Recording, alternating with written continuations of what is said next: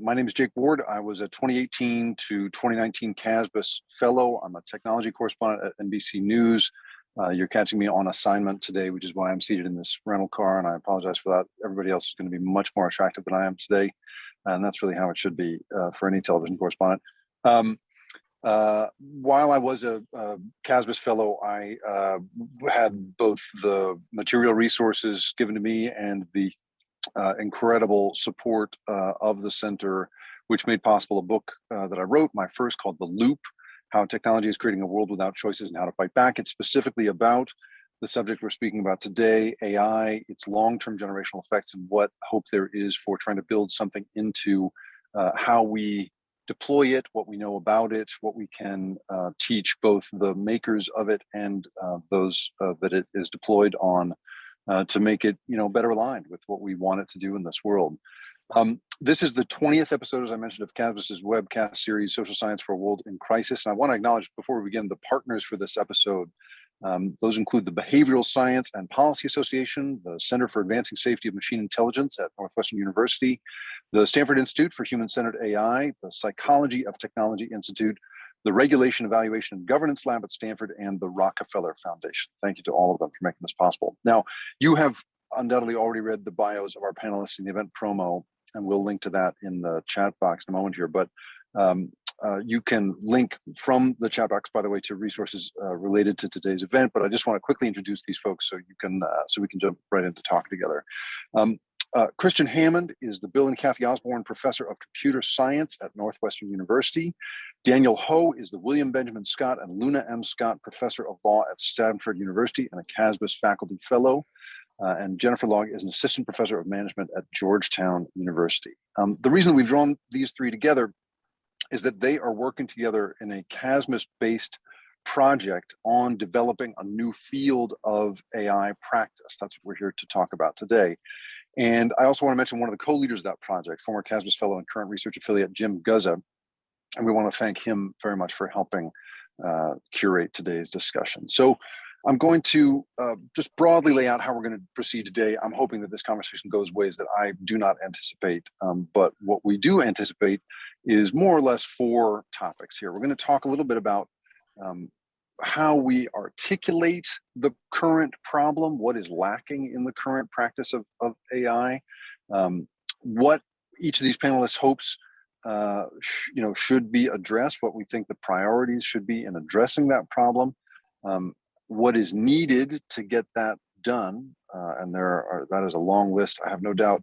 And I think everybody here is going to have their own take on the idea of creating a thicker conception of how the social scientists should be integrated into the creation of designing and developing hybrid intelligence systems. So I'm going to just sort of go around the horn here first, and I'm going to start, Jennifer, with you, because you are first on my screen for no other reason than that. This is the computer shaping my thoughts, and just ask a little bit about the problem, right? Let's talk about the problem as you see it. How would you define where we're at right now? Sure, I'll give it a go. So there's this idea of the last mile problem that started in operations, but has been applied to data analytics.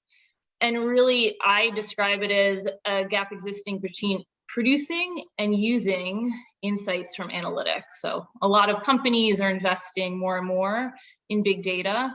But what's happening is we're processing larger amounts of data faster, and it's not totally clear that those insights are being presented to people in a way that's usable, that's understandable, and that's actionable. So I'm focused on that aspect of the discussion that we'll be covering today. And I come from a subfield of psychology called judgment and decision making. And if anyone has read or heard of the book Thinking Fast and Slow, written by Daniel Kahneman, former CASBS fellow and Nobel Econ Prize winner, he is really the grandfather of that field. And the goal of that field is to try to help people make more accurate judgments. So with the rise of big data, I think it's kind of interesting that we have information from a new source that in historical context, we've mostly relied on other people for advice. Now we can also potentially produce really high quality advice from algorithms. And the field of judgment decision making is really interested in how can we improve the accuracy of people's judgments. Well, one way is to listen to algorithmic advice, especially if we know that it's high quality in certain domains. But we really need to understand how people kind of respond to algorithmic output before we can understand that broader picture and before we can connect production and utilization of algorithmic insights. Mm-hmm. Chris, let's talk a little bit about how you look at this and think about it. What is help us understand how your background plays into this and how you're thinking about the problem here. I mean, for me, the problem goes beyond, certainly goes beyond AI to most of computer science. And that is that we have an incredibly powerful and wonderful tool, I mean, the machine. And but its relationship with us is what is incredibly broken. That is, taking the data that it has, the analysis it can do, the advice it can provide, and finding ways in which to effectively interact with human beings has been beyond us.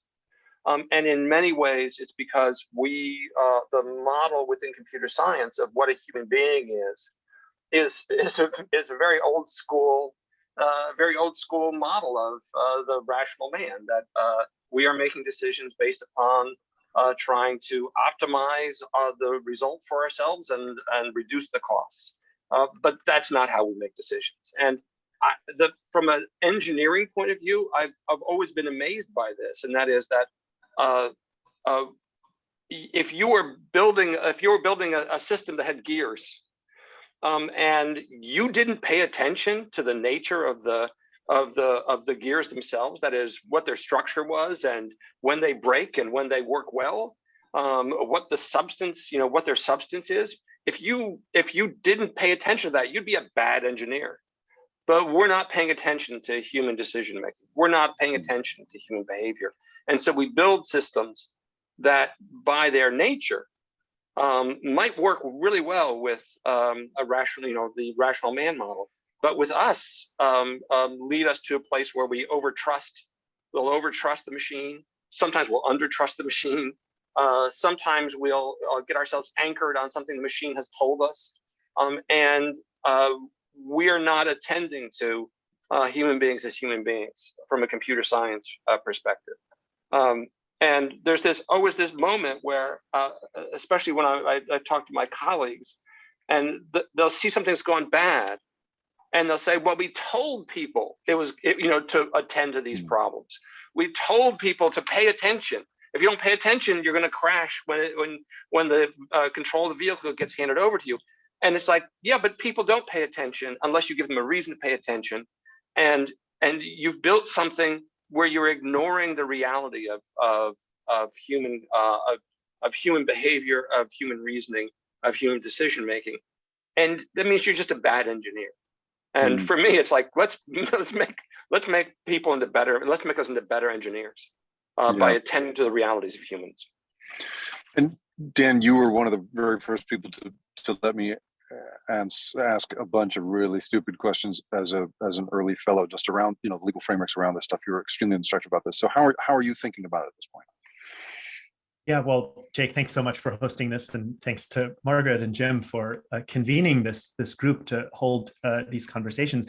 This is part of a series called Social Science for a World in Crisis, and I think the crisis that we as a group started thinking about is that as AI systems move increasingly into the social world, into social systems, law, healthcare, government, one common theme and fail point has been that machine learning systems are often in the way that Chris described it, just unaware of the social context in which they're being deployed.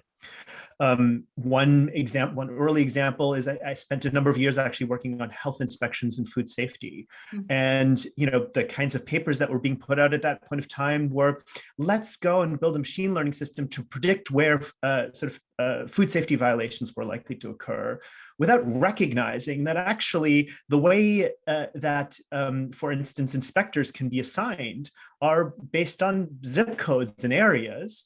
And the big policy concern within food safety has actually been that the principal driver of variation in health code violations is actually the stringency of the inspector. And it turns out when you build out a machine learning system to predict where there's a high likelihood of violations, and if you reallocate inspectors based on that forecast, you're going to be doing the exact opposite of what any expert within that field will tell you is the right thing to do, because what they're worried about is not the place where Bruce is oversighting violations. They're worried about the place where the health code is being systematically under-enforced. And we see that over and over again. The Patent and Trademark Office built out a technically sort of quite advanced system using at that point in time fairly novel forms of TF-IDF coding some time back to help their 9,000 patent examiners identify forms of prior art. And it was technically a very good system for the time that it was built out. It turns out when they piloted it, the only people that could actually take advantage of it were the patent examiners that had computer science experience. And that's the problem that we're trying to tackle here of when this misfires, how do we think about the role of the social sciences to develop forms of hybrid expertise to understand what problems are worth solving, what problems are not worth solving, and what is actually technically achievable and what should be changed about the technical side to actually have this complementarity between human and machine intelligence. So let me throw a little bit of recent news into this. I can't help it because of my job. But basically, last week, we saw a Google engineer named Blake Lemoine put on administrative leave after he'd spent about 7 years at Google working on AI. And he had volunteered to be part of a test group that looked at something called Lambda, which is Google's auto chat generating engine. And it's, it analyzes trillions of words and sentences and communications off the internet and is very, very good then at mimicking conversation. And Blake Lemoine basically had what some would call sort of a spiritual experience, basically speaking to this chatbot. And he reported to his superiors, I think this thing is sentient and we need to deal with that. And they told him, no, it's not sentient. It's just doing a really good imitation of sentience and forget about it. And he persevered anyway. And he went public with his concerns and is now on administrative leave. And so the AI community has been basically talking all week about, and I'm sorry to spring this on the three of you, because I'm sure you're thinking about better things than this, but to me and to so many people in the sort of public sphere thinking about AI and how we react to it, and this is what my book is all about, like what happens when we get to a place where AI is not all that smart, but does a fantastic impersonation of being smart. What's that going to do to us, right? And so as we pivot here into this next subject, which is what are we going to do about the problem that you guys have articulated so well just now, I wonder what reaction you have to, a 7-year engineering veteran of Google basically coming to believe that the chatbot he's being exposed to is really thinking for itself against the expert opinion of basically everybody in the field, and being so convinced by it that he then puts his career on the line, gets blown out of his job for it.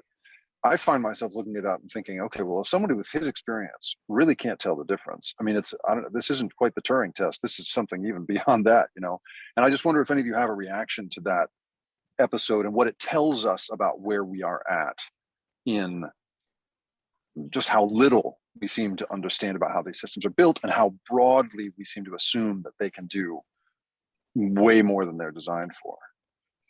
Anybody want to take that one?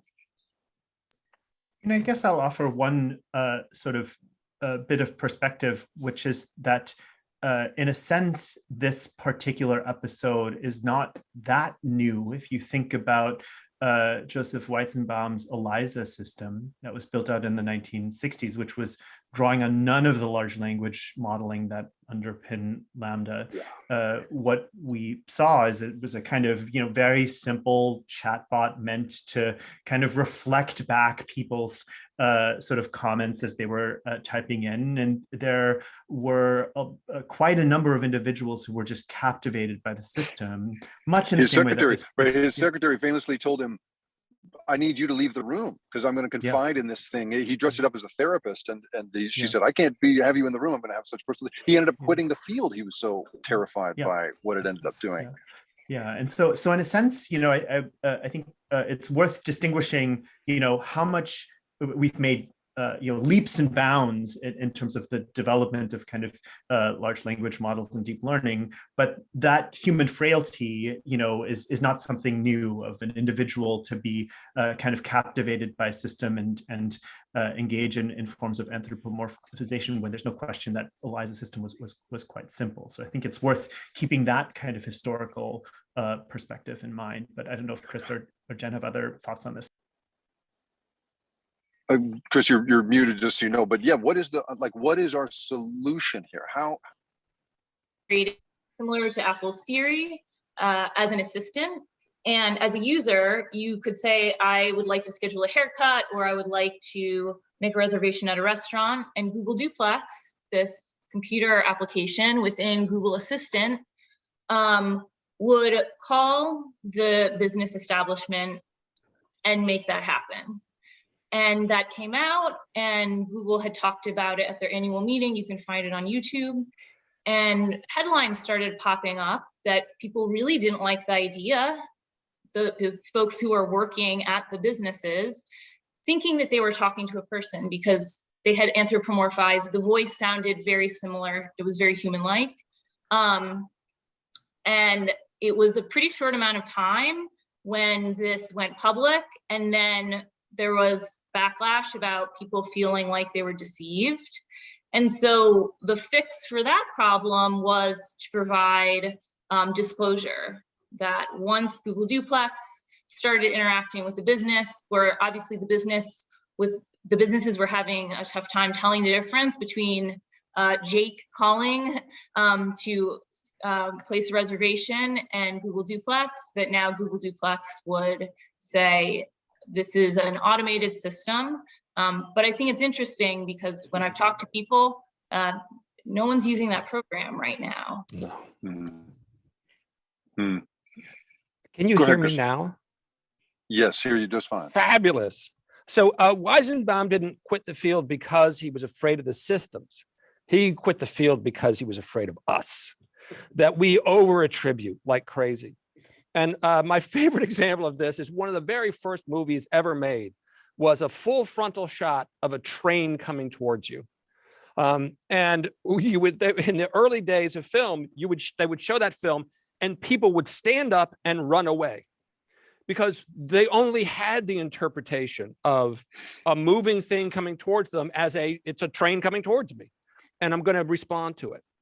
We really only have, we don't have that many models of intelligence. And so when something seems compelling, we think that's intelligent. But especially with large language models, they're incredibly good at the structure of language. They're incredibly good at answering questions about things that they've read about in some sense, but they don't incorporate today. They don't incorporate our current lives. So, you can say, oh, Chicago is a great city, and that the system will know city. Jake is in a car and he's driving to, I have no idea. And it can answer the questions that are less ephemeral, but anything ephemeral, it's hard to get that information into them. And that's kind of the hallmark of AI, or of intelligence and communication. Communication is supposed to give you new information, but these things aren't really communicators. They're language mockers, they're language mimics, which is great, but they're not complete. There is this, there is a desire for us when we see something that that goes beyond just being a machine. There's a desire for us to want it to be more, and so we imbue it with that. But that's not. It's just not the case. If you want to call something sentient, then you got to really have a firm definition of what sentience means. You have to have a way to test it. You have to way to understand it. And it's not just I talked to it and it really was compelling, because there are a lot of things that can be compelling, and so, they're not all sentient. So let me ask you this. So, you know, I hear, because I'm in the business of sort of standing in between the expertise that you have and the broad public that is thinking about it. And I hear oftentimes, certainly from people within the companies that are making these tools and these systems, that the public needs to somehow be better educated so that they understand it better. But to me, one of the most compelling things about this instance is this is someone who is arguably as well educated as one could possibly be in how AI systems work without being directly in the working group that built it. And he still had this transformative experience and was entirely convinced that this thing is speaking to him as a sentient thing. His goodbye letter to Google talked about needing, please, you know, it is a sensitive child, essentially, please be good to it. You know, I mean, this guy had fully, you know, was really having a powerful experience with this thing. And so I'm thinking, okay, if he doesn't know, then the idea that we're going to somehow create sort of a basic, you know, maybe elementary school core curriculum that's going to teach people the difference, I don't know that I am convinced that that can work. And I wonder what you guys think now, thinking about how the practitioners of this are taught. What are we looking at here? I can imagine, you know, taking into account what Jen studies, taking into account what Chris, you were just saying, taking into account what you were talking about, Dan, you know, do we, you know, somehow take a measure of human reactions to these systems and say, oh, okay, we're not allowed to cross this uncanny valley that we know exists? Or, you know, does it have to do with pulling back on this? I mean, I guess I'm wondering, you know, do we begin to use human reactions to these systems, defining them and measuring them better than we do now, as a throttle or something? You know what I'm saying? Like as a governor on how fast and effective and authentic these things wind up seeming to us. You know what I mean? So what if we were going to create a curriculum, create a thicker conception of the stuff to get in the way of what is happening, even with experienced Google engineers? What can we insert into the system? I mean, I hear you. I don't know if that's what's needed. I mean, simply because you're an engineer doesn't mean you don't get to have spiritual experiences. And he clearly had a spiritual experience.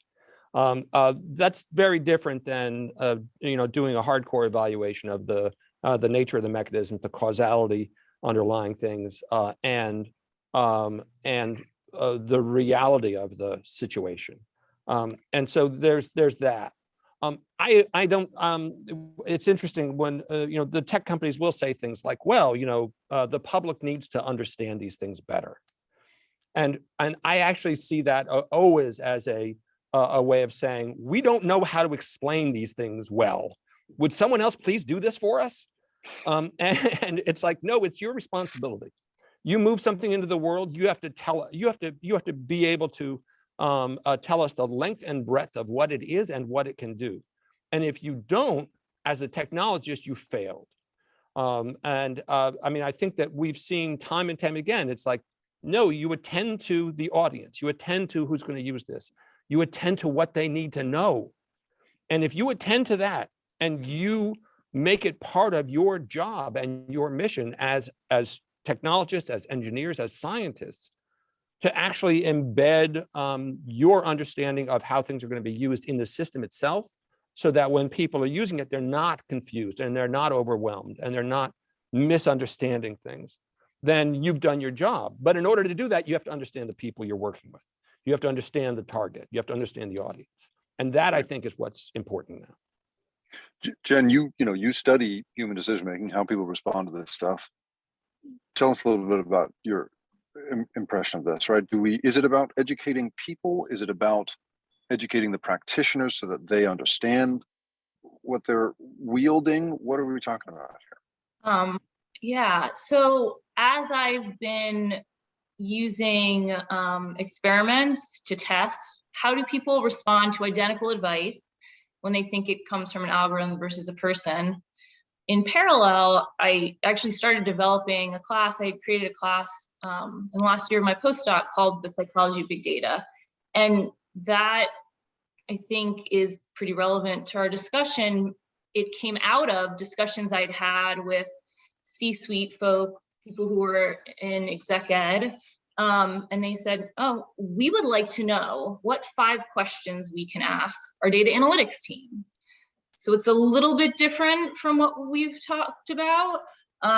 It's a decision makers who want to know what types of information should we be eliciting, or how should we be trying to pose these questions to our analytics team so that we could get the most out of the resources we're putting into those teams. And then really a month later, I crossed the river and gave a guest lecture in a computer science department, and the computer science masters and PhD students, in a less direct way, wanted to know how they could communicate their findings to different types of audiences. So it just became very apparent to me that we have these silos, not only in organizations, but on our campuses, where we have decision makers who want to, they don't know how to interact with engineers and computer scientists. And we have the engineers and computer scientists who are not really sure what information is most useful to those decision makers. So I really think kind of just chipping away at the very tip of this iceberg. In parallel to my research, I thought, I just want these people in the same room. So that's why I'm so excited that we're all in the same room today, and we've been working in this working group, because I think that's the start of really important discussions, and it's hard to predict things that would fall out of that. But the focus of my class has been similar to the idea of, increasing financial literacy. You can see it as I'm trying to increase evidence-based literacy. So when you're receiving information, what kind of questions should you ask about it? You should ask, what's the sample size? Tell me more about the data that went into this. What are the variables that were collected? Is it possible that there's proxy variables? So variables that are strongly correlated with demographics that could help explain potentially some biases in any output.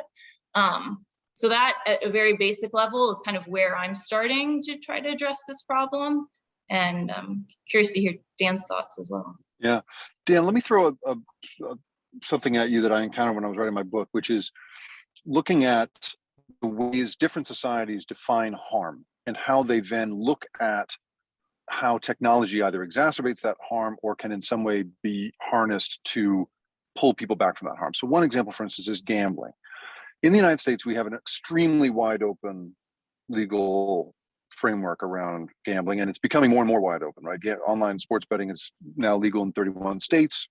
California is probably going to legalize it this coming November.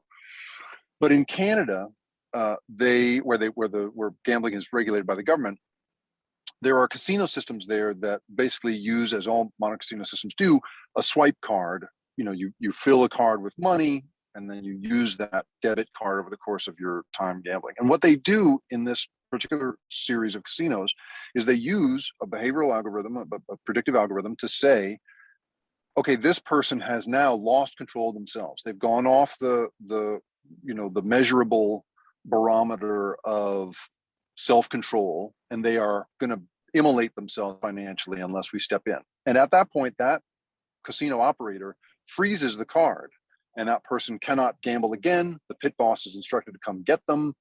escort them off the gaming floor, get them a cup of coffee, right? There's a whole sort of intervention that is built in, and it's all technologically facilitated.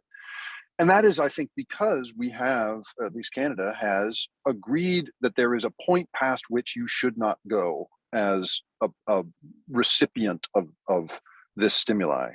And I think about myself. I mean, I literally study addictive technology business models for a living. And I get lost in TikTok for hours and hours and hours on end, to the point where literally TikTok has to pop up and say, hey, buddy, you should go to bed. There's a little video that comes up and says, it's time for you to go to bed now, which means that somewhere in that system, they know the point at which I have lost control of myself. And yet I think in this country, we don't really have a clear framework of harms around this stuff. And so with what both Jen and Kristian are talking about makes a lot of sense to me.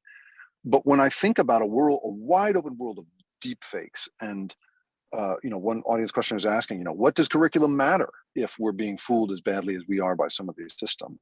And I guess I'm wondering, where do you think we are as a society in even beginning to define the possible harms of this stuff, much less come up with some sort of framework for saying, okay, that's too much, this needs to change, and here is how practitioners need to think about the harms that their technology can do?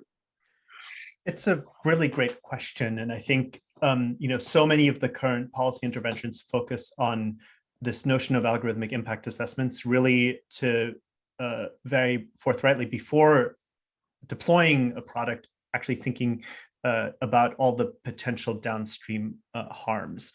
I think this is sort of part of the reason, Jake, why this group is really, part of the series on social science for a world in crisis, because our many of us in this working group think the social sciences actually have a really important role to play in actually understanding those potential downstream consequences. So think of the recent New Yorker piece that was written that covered, this whole question of the impact of social media algorithms on polarization. And part of what comes across in that piece is, gosh, it's actually really difficult to isolate the causal effect of, ranking algorithms versus a whole bunch of other structural forces that have contributed to polarization, right? And I think, that's one of the interesting kind of challenges here. To take your example of gambling, if you could generate the same levels of kind of addictive compulsion around gambling in non-algorithmic ways, right? Is it, we need to know how much is sort of the deployment of algorithms really exacerbating that kind of harm, or is what you're really getting at, Jake, the underlying different conceptions between Canada and the United States in terms of how we treat gambling addiction, whether algorithmically facilitated or not, whether it's lights, cheap hotel rooms, and the whole other sort of architectural kind of design choices that try to keep people at the gambling table.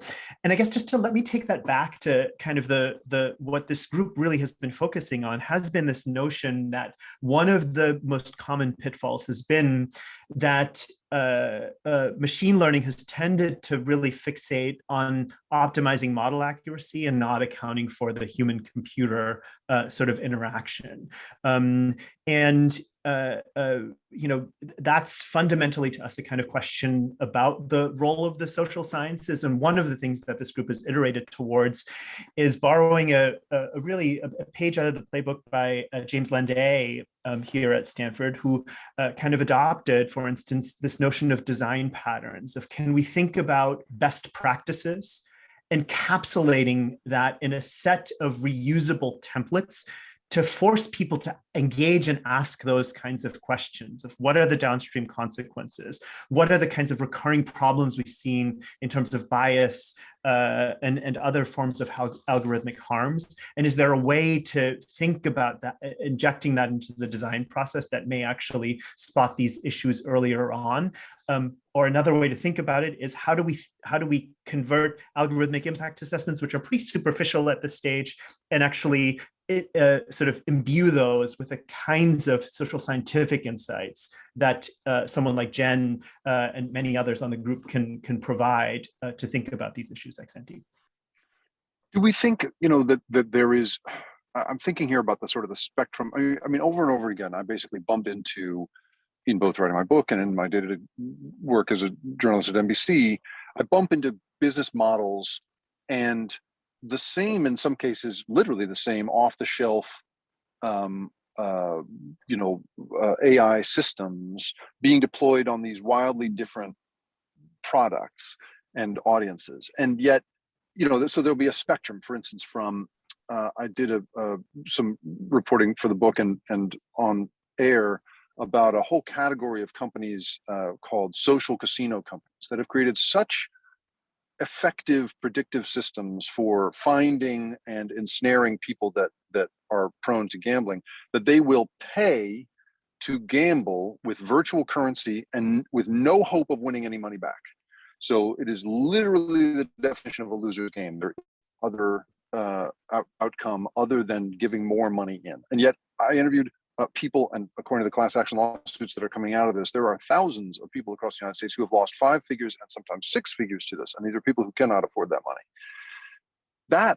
Those design elements, the tribal excitement of being in there, the predictive algorithms that tell you who's going to be susceptible to it, all of these things are also being deployed by companies like, for instance, I'm thinking about Noom, the diet management system that helps people eat more responsibly. Peloton, which welcome to the Peloton family, they're told every time as they sit down, and the same sort of gamification and tribalism and the rest of it and the predictive stuff is all used to market those things. Basically, the same tools can be used can be deployed on people for predatory reasons and for reasons that can benefit their health and give them longer lives with their loved ones.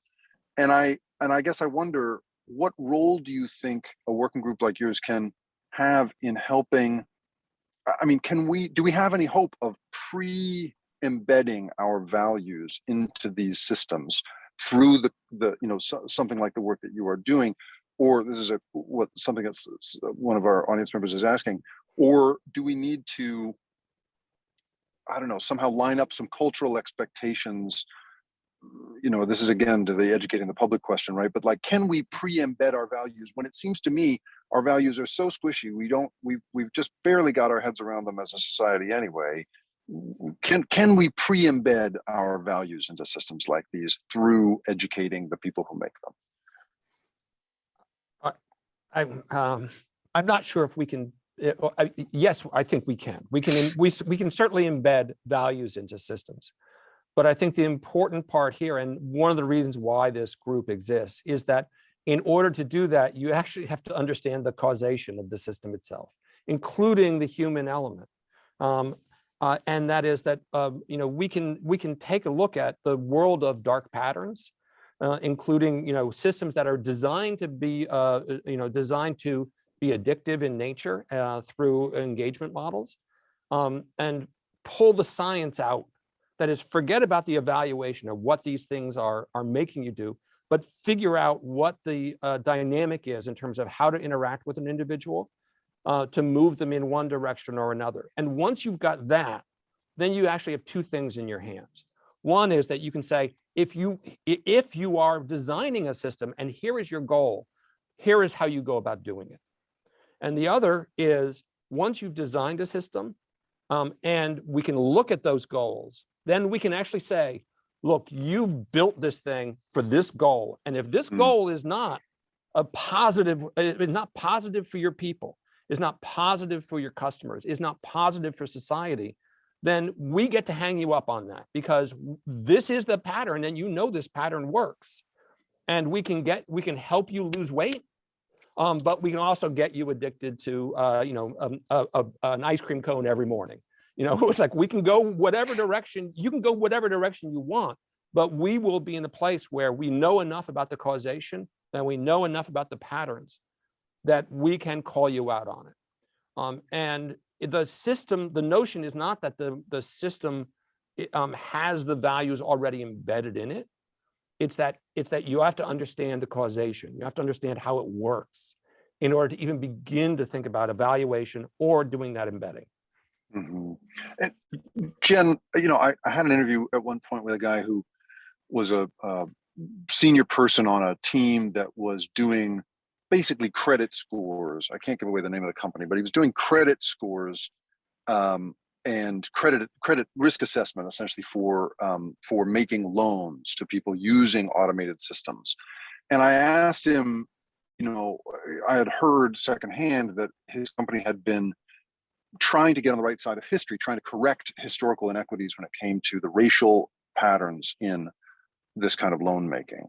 And I asked him, what is the, did you do that? How was that? And he said, we took a swing at it, but we decided we didn't want to do that. We didn't feel it was our responsibility to do that. Our responsibility is to make the best possible product for our shareholders and get it out there. And if anything, we would have to put our thumb on the scale to such an extent that it would be, he said, unethical for us to correct these historical patterns, basically.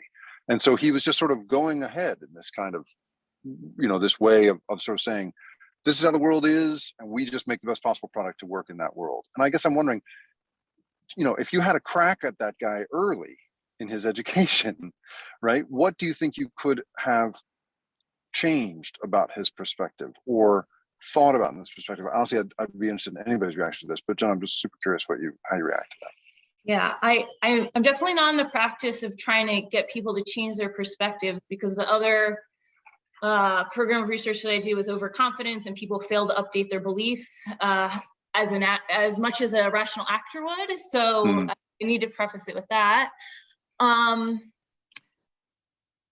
mean, it's a really big problem, and I see the problem as bias in, bias out, garbage in, garbage out.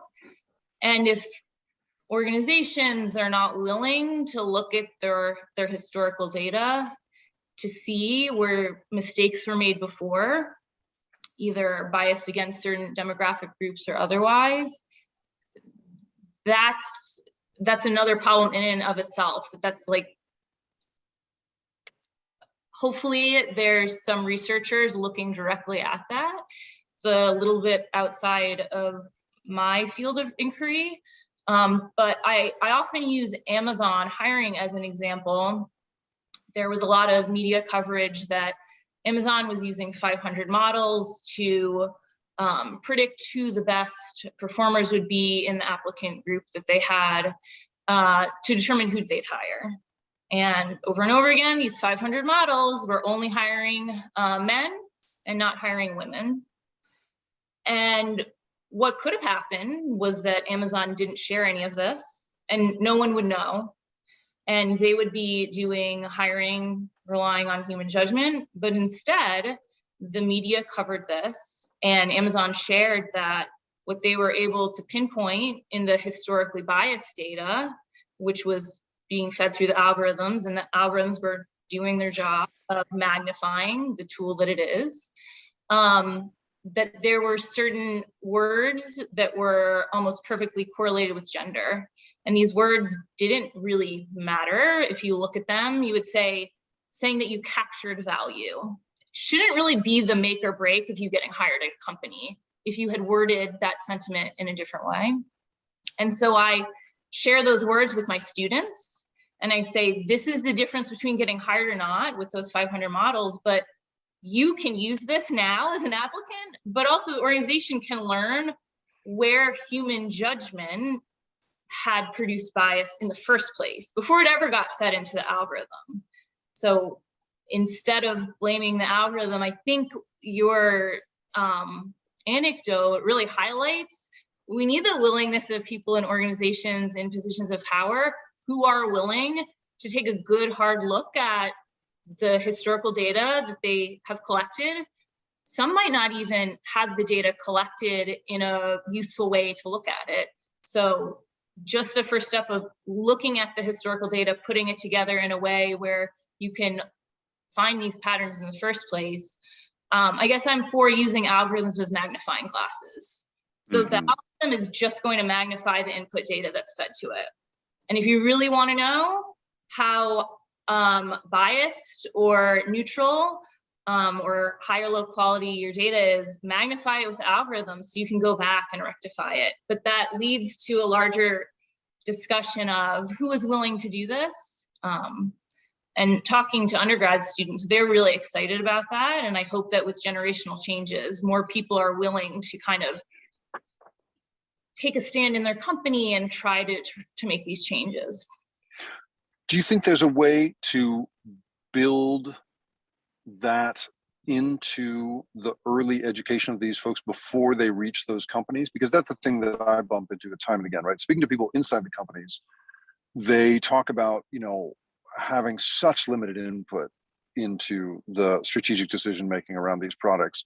In some cases, they can lose their job for really asking how they're going to be deployed. Like raising a stink really is career suicide a lot of the time inside a lot of these companies. And so I'm wondering, and I'm opening this up to any of you, what is needed to solve part of the problem that we're talking about here in terms of working the social sciences into this stuff? Is there some early, I think about like, what would life be like if there was no such thing as a Hippocratic oath, right? And physicians were incentivized by the profits of the hospital to keep you sick over time, just sick enough that you keep coming back. You know what I mean?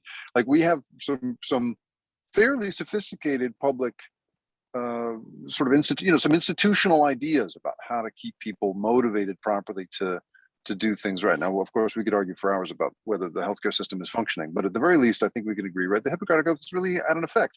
Is there something like that? Like, what are we talking about in terms of specifically the skills that we could teach a set of engineers, or things we could work into their education that might change what we're talking about here? Anybody? I think that right now, if you talk to undergraduates in computer science, they are hungry. They are hungry for ethics. I mean, because they've had that moment where they realize how much impact the field they are working in is having on the world, and they have no interest in having that impact be negative. And so they want to understand the ethics, and they want to understand how to actually control the work that they do.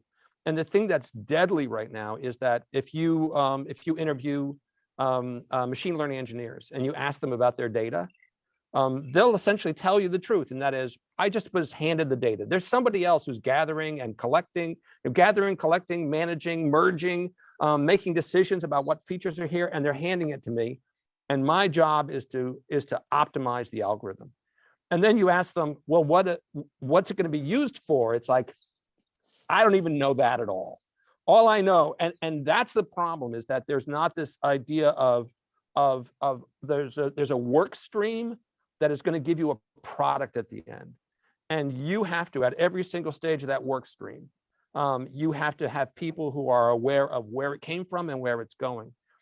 And in fact, I was trying to explain this to a class that it's, I mean, my analogy is the really old movie Spartacus, where at the very end, the Roman soldiers are trying to find Spartacus, and Kirk Douglas stands up and he goes, "I'm Spartacus," and they're gonna crucify him. And one by one, everybody else stands up and says, "I'm Spartacus, I'm Spartacus." And that's in fact what we have to teach our engineers, that you stand up and you say, no, I really need to know where it's coming from. I need to know what you've done, and I need to know where it's going. And I need to know the mechanisms at each of these stages. And it's hard to do that right now. But if we actually turn that into, for me, a part of the culture of engineering, that you pull your face away from the screen and you look to the world and you see how you're going to have impact.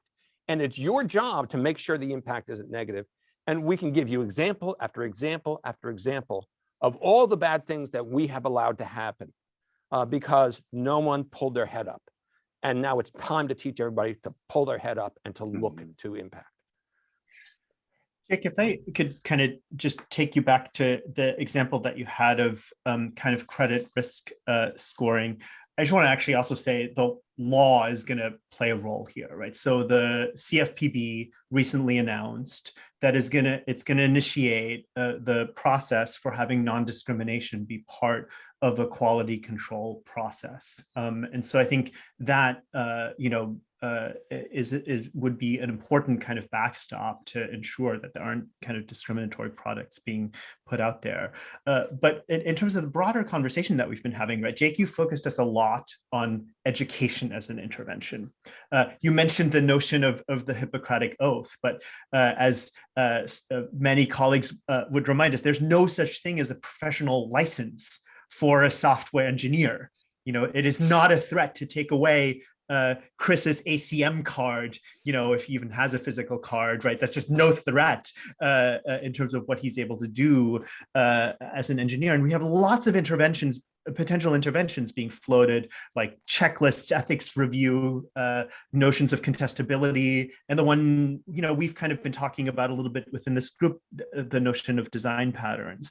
I think fundamentally what that calls for is a kind of social science that can really understand how AI is embedded and that rigorously evaluates these interventions and their effectiveness in mitigating the kinds of harms that we've been talking about. I'll give you one example from kind of the criminal risk assessment context, where much of the algorithmic fairness literature has been obsessed with technical solutions, equalized odds, equalization of false positive rates, these kinds of things. But one kind of consistent finding throughout the research here has been that if you plot the rearrest rate, the sort of one measure of sort of recidivism against the risk score, there's a pretty pronounced gender difference. That is, there's the scores are depending on the score, they're positively, there's a positive relationship, but there's a kind of scalar difference between men and women. And here's where the social science question becomes really important, because one that leads some people to say, oh, it would be wrong to have different risk assessment scores by gender because we would be over incarcerating women because they're less likely to be rearrested. But that sort of fails to ask the question, why do we see that difference between men and women? And what's actually happening is we have police bias for the same set of factual circumstances, say a barroom brawl. Jen is less likely to get arrested by police than Chris is. Then actually normatively, there's a very compelling argument to be made that actually you're just propagating bias by allowing for that gender adjustment in risk assessment scores. Those are the kinds of questions I think are really important to ask and have not been as much a part of the conversation of algorithmic fairness as they should be, because as social scientists, you try to really understand and dissect the sources of bias, which is often going to be a much better method to allow you to actually mitigate it than purely technical off-the-shelf solutions. Jen, I see you nodding along with this. Do you have anything you want to throw in on that? I just think that he more eloquently said what I was trying to get to. So we're all focused on the algorithm, but that also, to some extent, has some consequences of we're relieving organizations and the people who are making these algorithms of responsibility, because we're saying, oh, the algorithm is bad.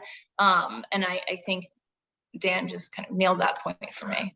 It's very interesting because I think we're stuck in this really difficult moment, and I think it makes what you guys are trying to do so important, that we're, Chris, when we first spoke long before this session, you were talking about underwriters laboratories, and I'm going to take your story away here, and I'm sorry, but that there was this original body that sort of created the idea that wires are catching on fire, and that's a bad outcome, and we have to create some safety standards around it. And I feel like we're at this moment right now where we don't know how the wires work. The people who make the wires have no, autonomy or agency in communicating with the people who own the wire companies. And we can't even really agree that the wires catching on fire are, what kind of bad that is, or what, and how to quantify, the negativity of that outcome. Countries like Canada say wires burning are terrible, and that's bad. Here in the United States, we are legalizing burning wires all over the place. You know what I mean?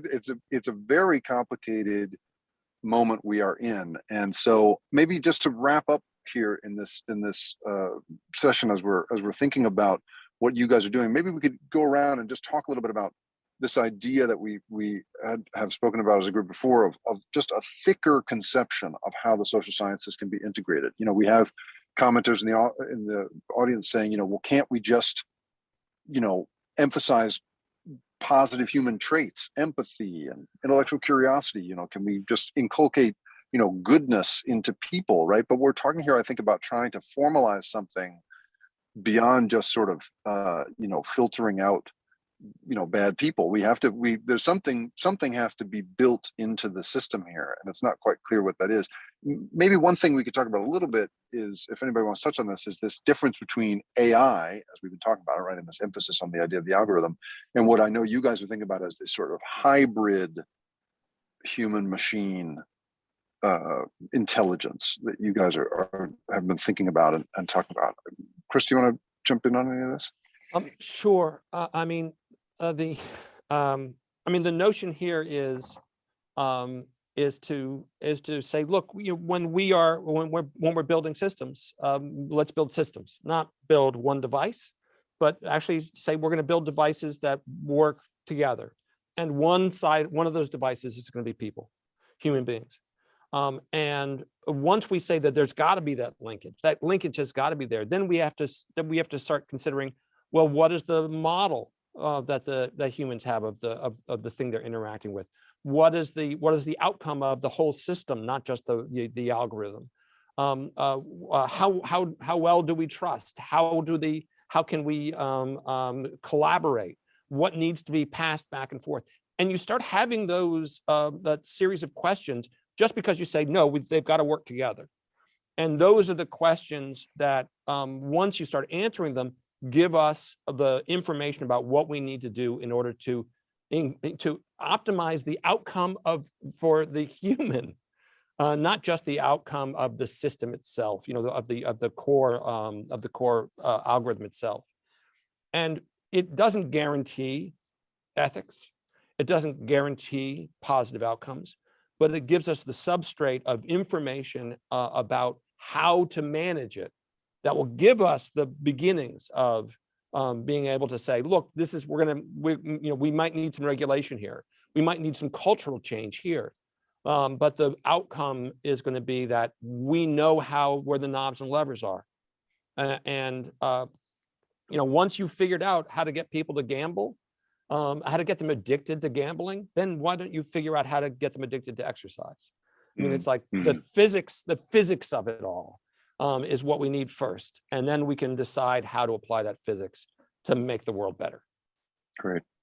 Jen, tell us a little bit about how you think about this. How can we thicken up our concept of the social sciences and their role here? Yeah, so something that's come up in conversation with Jim, who you mentioned at the beginning, who's been leading our working group with Chris, has been the idea of decision architecture. And I'll just kind of briefly talk about that. We've talked about shaping human behavior. So the idea is that any information you present to people, there's not really a neutral way to present information. You're going to have your own perspective. You are going to present it in a certain way, and there's always an alternative to how you could present that. And it struck me at the time. Elke Weber, who's a professor at Columbia, she's now at Princeton, had been doing work related to this, and she had been fielding questions, and she referred to decision architecture like tools like we have been discussing here. And she had mentioned, people could use tools for lots of different goals, good or bad goals. And what struck me about what she said was really taking the perspective. I study people at the individual level, like psychological human cognition at the individual level. If we look at decision architecture and understanding human biases documented within the judgment decision-making literature and behavioral econ, the thing that's in common there is awareness. So now we know how these tools can be used in one way or another.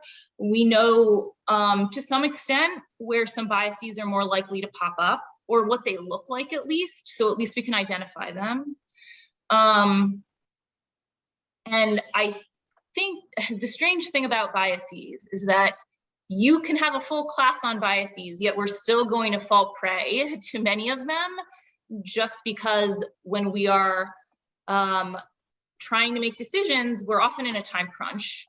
And so our brains are wired in such a way, time is really the element that starts kind of encouraging the human brain to rely on heuristics such that we over rely and they turn into biases if they're over applied or misapplied, right?